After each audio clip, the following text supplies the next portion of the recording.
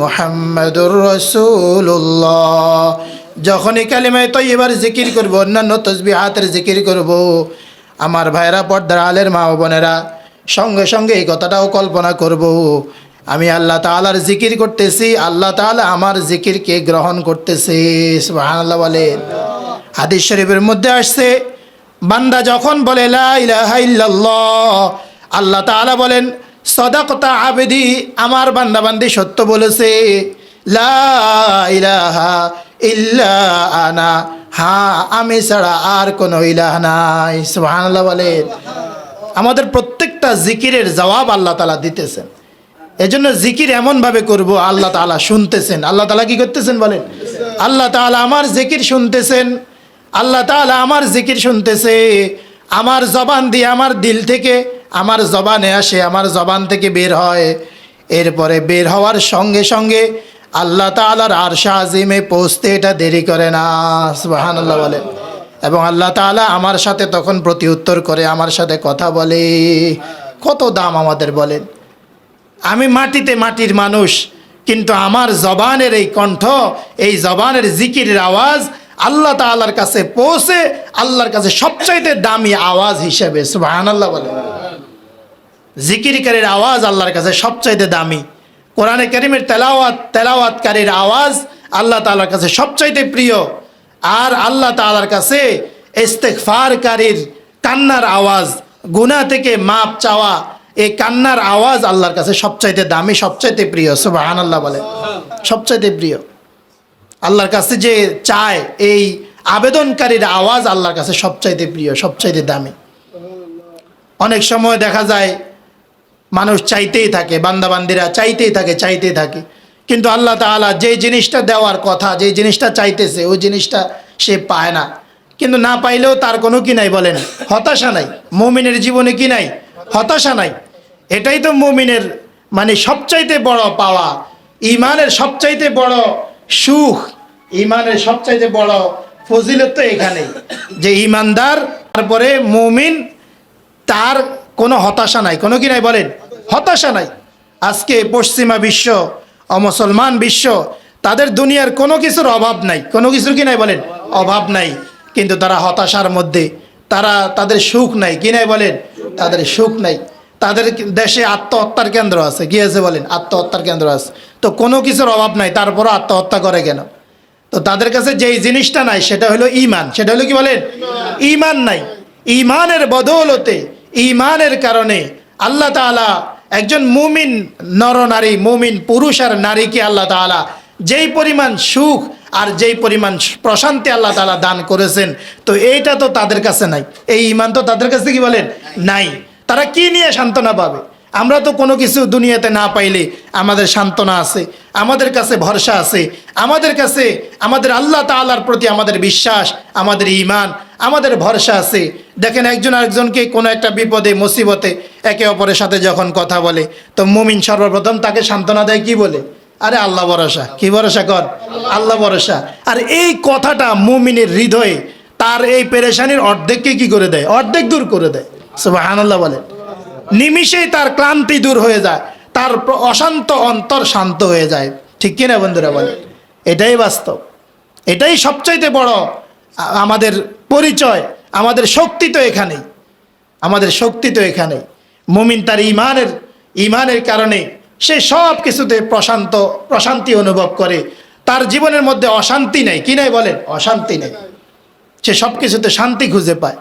আর পশ্চিমা অমুসলিম বিশ্ব, এরা আজকে দুনিয়ার সব আছে, কিন্তু ঈমান না থাকার কারণে আসলে তাদের শান্তি নেই, কি নাই বলেন, শান্তি নেই। এই মাত্রই একটা বইতে পড়তেছিলাম, এক নারী, সে প্রথমে নিজের সন্তানকে নিজের হাতে হত্যা করছে, তারপরে নিজে আত্মহত্যা করছে। নাউজুবিল্লাহ বলেন। তারপরে নিজে কি করছে? এরকম ঘটনা পশ্চিমা বিশ্বে অ্যাভেলেবেল, অহরহ। অমুসলমানদের দেশে এগুলো কি বলেন, অহরহ, কিন্তু কোনো কিছুর অভাব নাই। আমাদের ভাইয়া এই হজের সফরের আগে, ওই দিনেই, যেদিন আসছে ওই দিনেই হজের সফর, দক্ষিণ কোরিয়া গেছে। তো আয়েশা ভাইয়া যেটা আমাদেরকে সংক্ষেপে 1 মিনিটে বলছে, যে তাদের দেশে মানে 1 বিঘত জায়গা খালি নাই যেখানে ফুল গাছ আর ফুল নাই। 1 বিঘত জায়গা কি নাই, খালি নাই, যেখানে ফুল গাছ আর ফুল নাই। আর হইলো 50 তলার নিচে কোনো বিল্ডিং নাই। সব সমানভাবে 50 তলা বিল্ডিং, বুঝছেন নি কথা? কোনো অভাব নাই, কোনো কি নাই বলেন? অভাব নাই। কিন্তু তাদের কাছে ঈমান নাই, তাদের কাছে সুখ নাই। কি নাই বলেন? ঈমান নাই, সুখ নাই, শান্তি নাই। তাদের দেশে আত্মহত্যা কেন্দ্র আছে, সরকারিভাবে কি আছে? আত্মহত্যার কেন্দ্র আছে। নাউজুবিল্লাহ বলেন। তো ঈমান না থাকার কারণে আসলে দুনিয়াও অশান্তি, পরকালেও অশান্তি। কিন্তু ঈমান আমলের বদৌলতে আমাদের বাহ্যিকভাবে কোনো কিছু না থাকতে পারে, বাইরে বৃষ্টি পড়ার আগে ঘর ভাঙ্গা, ঘরের ভিতরে পড়তে পারে, কিন্তু আবার 3 বেলা না খায়াও থাকতে পারে, এক বেলা খাইলে আরেক বেলা না হইতে পারে, মাছ গোস্ত প্রত্যেক বেলা নাও মিলতে পারে, হয়তো ডাল আলু ভর্তা মিলাইতেও কষ্ট হয়। কিন্তু মুমিন ঈমানের বদৌলতে মুমিন যে প্রশান্তি আর সুখ অনুভব করে, এটা তো অমুসলমানরা কি এটা পায় না, এটা পাবে না। তাহলে আমাদের দুনিয়াও সুখ, আমাদের পরকালে তো জান্নাত আমাদেরকে প্রতিনিয়ত হাতছানে দিয়ে ডাকতেই আছে। সুবহানাল্লাহ বলে। আল্লাহ তাআলা আমাদেরকে তাওফিক দান করেন। তো যেই কথাটা বলতেছিলাম, এই কালেমায়ে তয়্যিবা যখনই পড়ব, এই কথাটা চিন্তা করব, প্রত্যেকবারের বিনিময়ে আমাদের রব, আমার মালিক আল্লাহ তাআলা সেই কালেমায়ে তয়্যিবার কি দিতে আছেন? উত্তর দিতেছে। বিশেষ করে অন্য সময় তো পড়বো এই কালেমায়ে তয়্যিবা, যেটা আমাদের শায়েখ আমাদেরকে যেটা বারবার যেই সবকগুলা প্রত্যেক মাহফিলেই আমাদেরকে দিয়ে থাকেন, যে 6 তসবির কথা, নামাজ জামাতের সাথে পুরুষরা নামাজ, মা বোনরা এই প্রথম ওয়াক্তে গুরুত্বের সাথে নামাজ, এরপরে হলো কি বলেন এই জিকিরগুলা, বিশেষ করে 6 তসবিগুলা অন্য সময় তো করবই। বিশেষ করে জিলহজ মাসে আল্লাহর হাবিব প্রিয় নবীজি মুহাম্মদুর রাসূলুল্লাহ সাল্লাল্লাহু আলাইহি সাল্লাম আমাদেরকে এই দিনগুলোর আমল আল্লাহর কাছে সবচাইতে প্রিয় বলে যে এই আমলগুলো বেশি করে করার কথা বলেছেন। 1 নম্বরে কি বলেন? লা ইলাহা ইল্লাল্লাহ, লা ইলাহা ইল্লাল্লাহ, লা ইলাহা ইল্লাল্লাহ, লা ইলাহা ইল্লাল্লাহ, লা ইলাহা ইল্লাল্লাহু মুহাম্মাদুর রাসূলুল্লাহ সাল্লাল্লাহু আলাইহি ওয়াসাল্লাম। দৈনিক কমপক্ষে, অন্য সময় তো 100 বার কমপক্ষে পড়ি, তাহলে এই সময় কমপক্ষে 200 বার, ঠিক আছে না ইনশাল্লাহ? এরপরে মা বোনরা তরকারি কাটতে কাটতে, মাছ কাটতে কাটতে, মাছ ধুইতে ধুইতে, হাঁটতে চলতে, উঠতে বসতে, শুইতে ঘুমাইতে, সব সময় আমরা কি করব বলেন? এই জিকিরগুলা করতে থাকবো। আমার ভাইয়েরা, আমার পর্দার আলের মা বোনেরা, আমাদের জিন্দিগিতে যেন, আমাদের জিন্দিগি যেন জিকিরওয়ালা জিন্দিগি হয়ে যায়, আমাদের জীবন যেন জিকিরওয়ালা জীবন হয়ে যায়। এভাবে নিজেদের জীবনকে জিকিরওয়ালা জীবন বানাই, নিজের পরিবার পরিজন, নিজের সন্তান সন্ততি, তাদেরকেও জিকিরের উপরে উঠাই, তাদেরকেও কি বলেন? জিকিরের উপরে উঠাই। তাদের দুনিয়ার চাহিদাগুলো আমি পুরা করার জন্য যেমন ব্যস্ত হই, তাদের আখিরাতের চাহিদাগুলো পুরা করার জন্য এর চেয়ে বেশি ব্যস্ত হওয়া দরকার, ঠিক কিনা ভাইয়েরা বলেন? পর্দার আলের মা ও বোনেরা খুব খেয়াল করেন, ফাতেমা রাদিয়াল্লাহু তাআলার ঘটনা আমরা অনেকেই জানি।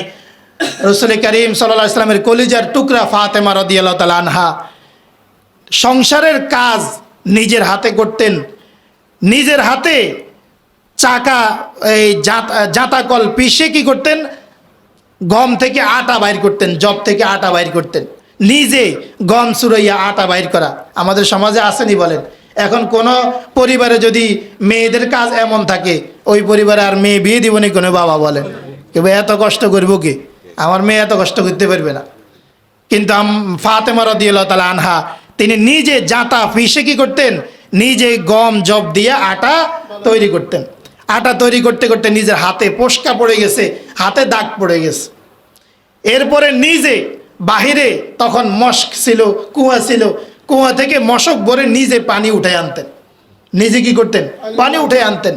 যে রশি দিয়ে পানি উঠাইতেন, ওই রশির দাগ নিজের বুকে পিঠে ওই রশির দাগ পড়ে গেছে। রশির কি পড়ে গেছে বলেন? সাইয়্যিদুল আম্বিয়ার কলিজার টুকরা, জান্নাতি নারীদের সর্দার, সুবহানাল্লাহ বলেন। তো এতটা কষ্ট সংসারের কাজে, এতটা কষ্ট, নিজে একা একা সংসারের কাজগুলো করতে হইতেছে, কোনোভাবেই কি করতে পারতেছে না, কুলাইতে পারতেছে না, এতটা কষ্ট হইতেছে। তো হযরতে আলী রাদিয়াল্লাহু তাআলা আনহু একবার কোনো এক সময় রাসূল করিম সাল্লাল্লাহু আলাইহি ওয়াসাল্লামের কাছে অনেক বন্দী আসছে, অনেক গোলাম আসছে, কর্মচারী আর কি, এই জমানা মনে করেন কর্মচারী। তো নবীজি গোলাম বন্টন করতেছেন, কর্মচারী কি করতেছেন? সবাইকে, মুসলমানদেরকে কর্মচারী দিতেছে, গোলাম বন্টন করতেছেন। তো হজরত আলী রাদিয়াল্লাহু তাআলা আনহু তিনি তার স্ত্রী হজরতে ফাতেমা রাদিয়াল্লাহু তাআলা আনহাকে বললেন, দেখো নিজের হাতে জাঁতা ফিসে আটা বাইর করতে করতে তোমার হাতে পোস্কা পড়ে গেছে, নিজে মশক ভরে পানি আনতে আনতে তোমার বুকে পিঠে দাগ পড়ে গেছে। আল্লাহ রসুল সাল্লাল্লাহু আলাইহি ওয়াসাল্লামের কাছে অনেক গোলাম আসছে, যদি রসুলের কাছে গিয়ে একটা গোলাম চেয়ে আনতে তাহলে তোমার কাজের কী হইতো, সহযোগিতা হইতো। হযরত ফাতেমা রাদিয়াল্লাহু তাআলা আনহা গিয়েছেন নবীজি সাল্লাল্লাহু আলাইহি ওয়াসাল্লামের কাছে, গিয়ে নবীজির সাথে দেখা সাক্ষাৎ করলেন, কথাবার্তা বললেন, এরপরে চলে আসলেন। কিন্তু নিজের প্রয়োজনের কথা বলতে তিনি পারলেন না লজ্জার কারণে। সুবহানাল্লাহ বলেন। এমনই হওয়া চাই, নারীরা এমনই হবে, নিজের প্রয়োজনও মুখ খুলে কি বলেন বলতে পারে না, এমনটা লজ্জা।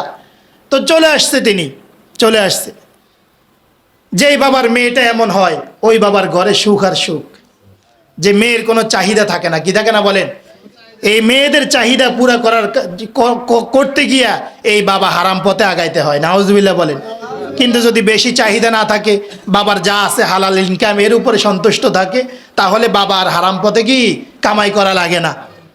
ঠিক এমনিভাবে যদি ঘরের স্ত্রী যদি এরকম হয়, ঘরের স্ত্রী যদি এরকম হয়, স্বামীর যা আছে সে তা নিয়ে খুশি, অতিরিক্ত চাপ অতিরিক্ত বোঝা তার উপরে চাপায়া দেয় না, তাহলে ওই স্বামীর সংসার কি হবে বলেন, সুখময় হবে, উভয়ে সুখময় জিন্দেগি লাভ করতে পারবে। কিন্তু তার এই চাহিদার শেষ নাই, নারীদের কি বলেন চাহিদার শেষ নাই। প্রথম দিকে তেমন একটা থাকে না, কিন্তু পরবর্তীতে যখন 10 জনের ঘরে যায় আর 10 জনের বিলাসবহুল জীবন অবলোকন করে দেখে, তখনই গিয়ে একবার এক একটা দেখে, আর স্বামীর কাছে এসে কি করে বলেন, বায়না ধরে, এটা লাগবে সেটা লাগবে, আর তাকে এমন চাপাচাপি করে। বেচারা অল্প স্বল্প আয়ের এই মানুষ, এখন তো স্ত্রীর চাহিদা পুরো করতে পারে না, তো সে দুইটা পথ বাঁচতে হয়, হয়তো তারে কি করতে হবে, মাইনাস করতে হবে, না হয় তার চাহিদা পুরো করতে হবে। তো তার চাহিদা পুরো করতে গেলে তাকে হারাম পথে আগাইতে হবে, নাউজুবিল্লাহ বলে। বাস, আর এই হারামে আরাম নাই, হারামে কি নাই, আরাম নাই। এই হারাম দিয়ে কখনো সুখ আসতে পারে না। হয়তো ঘরের সোফা সেট হবে, ঘরের দামি দামি কি হবে বলেন, সোফা সেট হবে, ফার্নিচার হবে, কিন্তু ঘরে সুখ আসবে না, সুখময় দাম্পত্য জীবন তারা লাভ করতে পারবে না। আর যেই দাম্পত্য জীবনে সুখ নাই, দাম্পত্য সুখ নাই, সেটা সাক্ষাৎ দুনিয়াতে একটা জাহান্নামের কেন্দ্রবিন্দুতে পরিণত হয়, নাউজুবিল্লাহ বলে। এজন্য আমরা মুমিন নারীরা, মুমিন হিসাবে, ইমানদার হিসাবে আমাদের চাওয়া পাওয়া হবে আখিরাত কেন্দ্রিক। আমাদের চাওয়া পাওয়া কি হবে বলেন, আখিরাত কেন্দ্রিক। তো যে কথাটা বলতেছিলাম, ফাতেমা রাদিয়াল্লাহু তাআলা আনহা